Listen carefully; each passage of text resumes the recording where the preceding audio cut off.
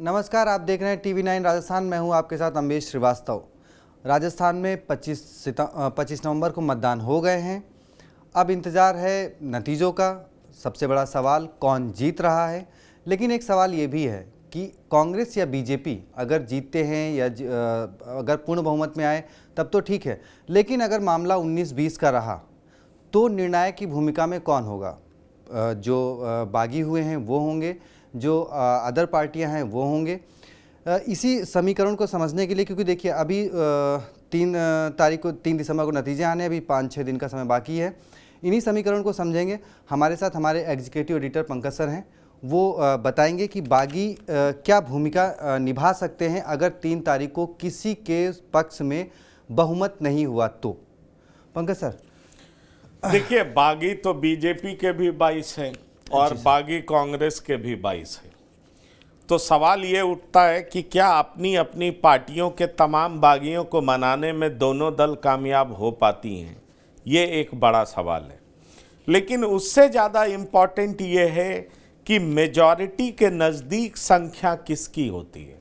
अगर मेजॉरिटी के नज़दीक संख्या जिस पार्टी की होती है तो जाहिर तौर पर जितने भी निर्दलीय खड़े होते हैं उम्मीदवार, उनका रुख और रुझान उनकी तरफ ज़्यादा होता है जिनकी सरकार बनने की गुंजाइश सबसे ज़्यादा होती है। ऐसे में सवाल ये उठता है कि बीजेपी और कांग्रेस में सरकार बनाने के करीब, जो जादुई आंकड़ा जिसको हम कहते हैं, सरकार बनाने के करीब की संख्या किसकी होगी।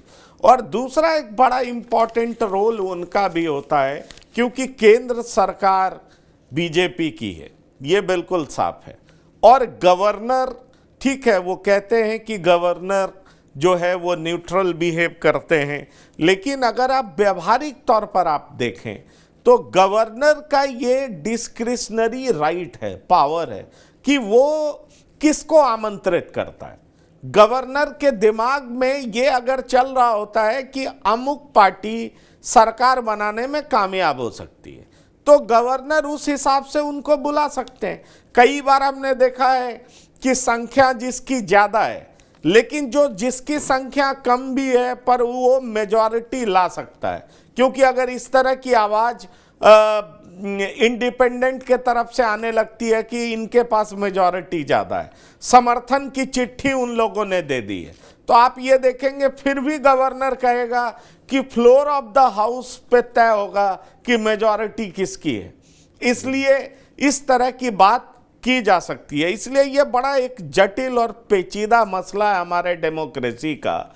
इस चीज़ को आप जान लीजिए, गवर्नर की भूमिका ऐसे समय पे बहुत इम्पॉर्टेंट हो जाती है। और जैसा कि आप बेहतर जानते हैं कि हमारे नेतागण जिस तरीके से जिधर पलड़ा भारी हो रहा होता है उस तरफ जिस तरीके से दौड़ लगाते हैं, जाहिर तौर पर वो मानते हैं कि सरकार बन रही है और ऐसे में अगर इधर दौड़ जाओ तो बहुत कुछ मिलने की संभावना है। अगर वो उल्टा स्टैंड लेते हैं तो जाहिर तौर पर उनका नुकसान हो जाएगा, वो महज विधायक बन करके रह जाएंगे और वैसे उनके मंत्री बनने की संभावना बढ़ जाती है या अलग अलग बोर्डों में अध्यक्ष बना दिया जाता है। तो ऐसी परिस्थितियों में कई तरह की घटनाएं घट सकती हैं, लेकिन बड़ा सवाल यह है कि जो जादुई आंकड़ा के ज़्यादा करीब होगा और उसका नेता मेजॉरिटी पाने में सक्षम होगा, उसकी पकड़ बागियों पर ज़्यादा होगी, जाहिर तौर पर वो सरकार बनाने को क्लेम कर सकता है। अगर आप कहें कि और कौन कौन से प्लेयर्स हैं, तो आपने देखा वसुंधरा राजे भी ऐसी प्लेयर्स हैं। जाहिर तौर पर बीजेपी के 22 बागी हैं, वसुंधरा राजे की निश्चित तौर पर उनकी पकड़ होगी। कांग्रेस के बागी हैं, अशोक गहलोत की उनकी पकड़ उन पे होगी, अशोक गहलोत उनको मना सकते हैं। लेकिन कई इस तरह के भी बागी होंगे जिनको लग रहा होगा कि अशोक गहलोत की वजह से टिकट नहीं मिली है, तो उनका भरोसा सचिन पायलट पर हो सकता है। हमें बेहतर पता है कि राजस्थान में बेनीवाल हैं, वो पायलट के समर्थक हैं। कई सारे ऐसे बागी उम्मीदवार हैं कांग्रेस के जो कि पायलट के समर्थक हैं। कई बीजेपी के भी बागी उम्मीदवार होंगे जो कहेंगे कि मैं पायलट को समर्थन कर दे सकता हूं। कई कांग्रेस के भी बागी उम्मीदवार होंगे जो कहेंगे कि कांग्रेस ने हमें टिकट नहीं दिया इसलिए मैं बीजेपी को सपोर्ट कर सकता हूं।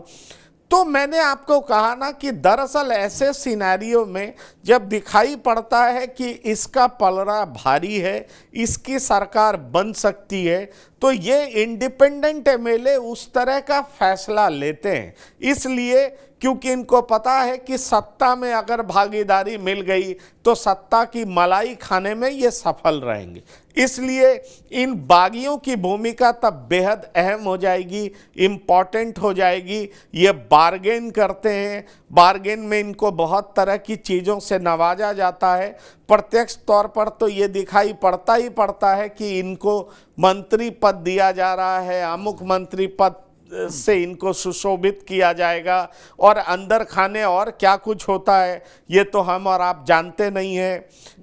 पर्दे के पीछे बहुत तरह की बातें हम लोग सुनते हैं, लेकिन बड़ा सवाल यही है कि हमने हर स्टेट में देखा और राजस्थान भी कोई एक्सेप्शन नहीं है, जो जादुई आंकड़ा के आसपास होगा बागी या इंडिपेंडेंट उधर दौड़ लगाने की कोशिश कर सकते हैं। सर एक सवाल मेरा था क्योंकि 2018 मैंने आपने भी देखा ही बहुत बेहतर तरीके से कवर किया होगा। मेरा सवाल ये था कि 2018 में सचिन पायलट प्रदेश अध्यक्ष थे, टिकट उन्होंने कई काट दिए कांग्रेस के, वो बागी हुए, चुनाव लड़े।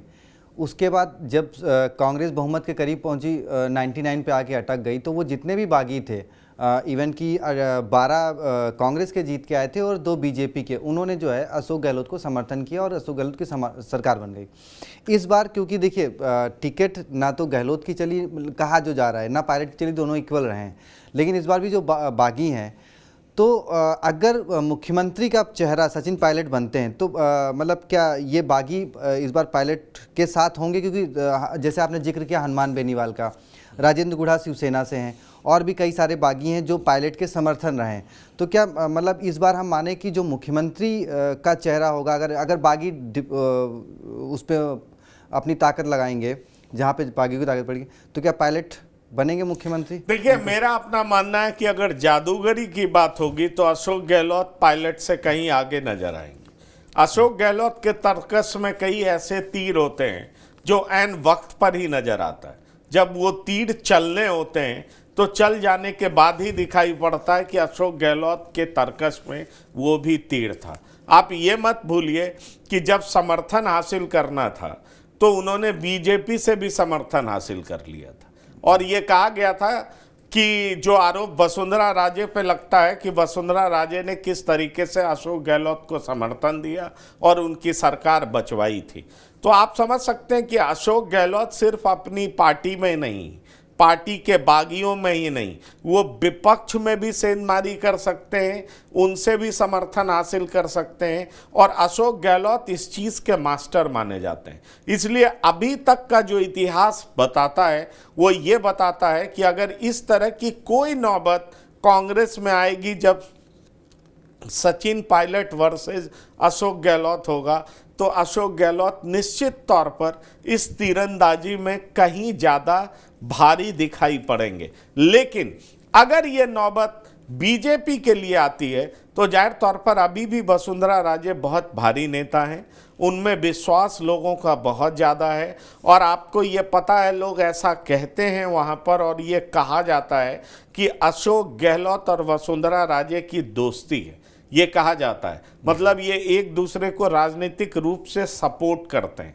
इस तरह की भी बात कही जाती है, आरोप लगाए जाते हैं। बेनीवाल ने तो बाकायदा ट्वीट करके अमित शाह और नरेंद्र मोदी और जेपी नड्डा को ट्वीट करके बाकायदा ये ट्वीट किया था कि ये गहलोत और वसुंधरा मिले हुए हैं और वसुंधरा उनके लिए काम करती हैं। तो वही मैं कह रहा हूँ आपसे। तो इस तरह की बात कही जाती है। इसलिए सवाल ये है कि राजनीति में दिखाने के दांत कुछ और होते हैं और खाने के दांत कुछ और होते हैं।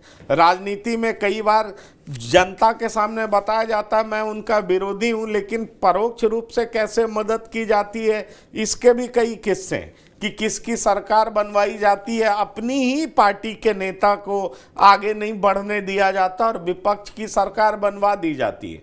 तो ऐसे कई चांसेस पास्ट में भी हैं कि किस तरीके से उनकी सरकार बनवाई गई, उनकी मदद की गई, दोस्ती निभाई गई। अब बड़ा सवाल यही है, देखिए ये सारे सिचुएशंस तब आएंगे जब कोई पार्टी जादुई आंकड़ा को छूने से बच जाएगी, दूर रहेगी।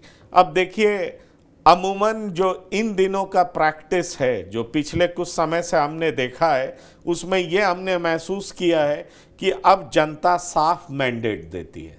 जनता अब किसी को बीच में लटका करके नहीं रखती है, या तो हरा देती है या कंप्लीटली जिता देती है। हमने पिछले 2 लोकसभा चुनाव में भी देखा है और हाल के तमाम विधानसभा चुनाव में भी देखा है।